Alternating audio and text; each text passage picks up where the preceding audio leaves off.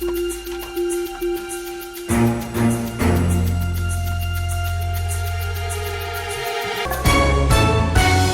of the biggest challenges with security cameras is getting power and Wi-Fi to where you actually need them.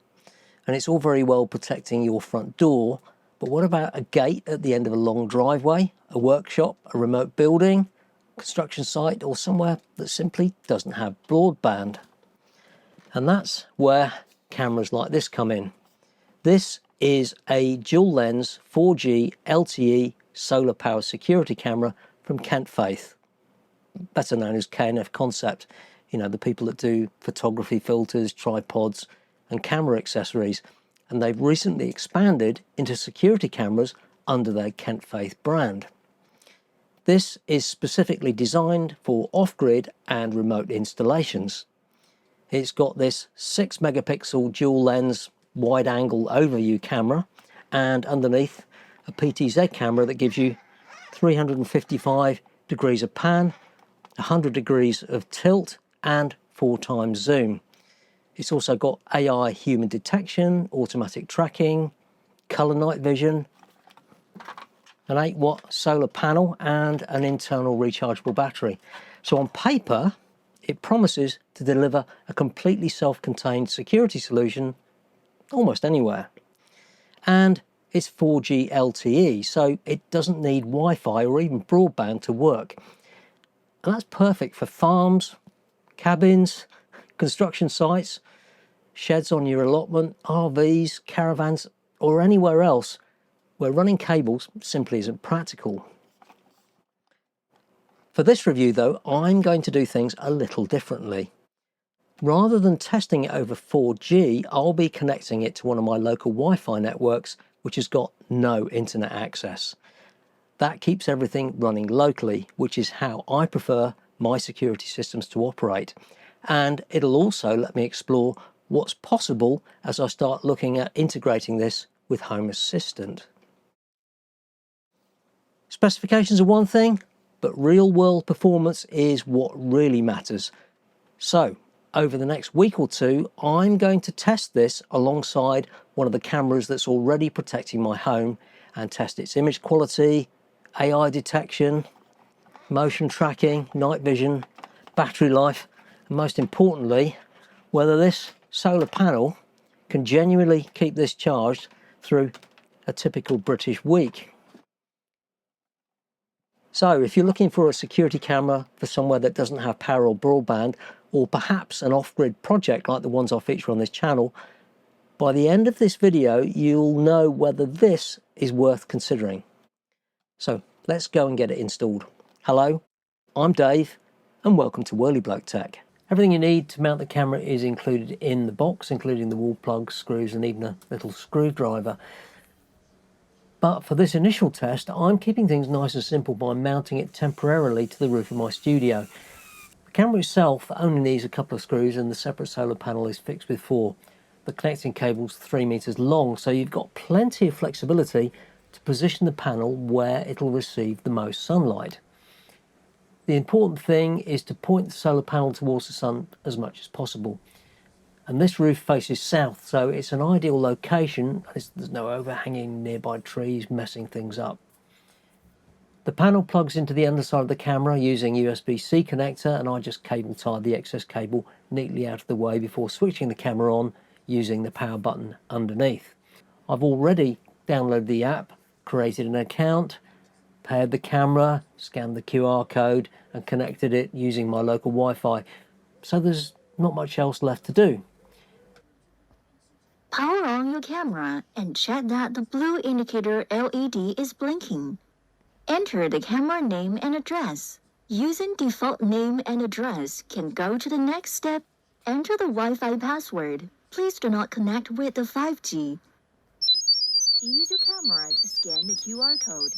Maintain a distance of about 4 inches until you hear the confirmation. Now on the underside, you'll also find a micro SD card slot for local recording, and there's also a SIM card slot. Remember though, this camera is really designed for remote installation where there's no Wi-Fi or broadband. Kentfaith include a SIM card with a data plan, so you can connect over a 4G mobile network, although I suspect you could use your own SIM card if you wanted. You have to sign up for their plan, which of course costs money. For this review though, I'm keeping things on my local network because that's how I prefer to run my security system. Once the app pairs and connects, the camera goes through a quick dance routine, panning and tilting into position before asking you to align the two lenses. It only takes a few seconds and then you're ready to start exploring what the camera can do. So, after living with this solar security camera for a couple of weeks, what do I think? Well, the biggest test for me was the off-grid power system, and I'm pleased to say it passed with flying colours. The camera has been running completely standalone and the solar panel has kept the battery fully charged.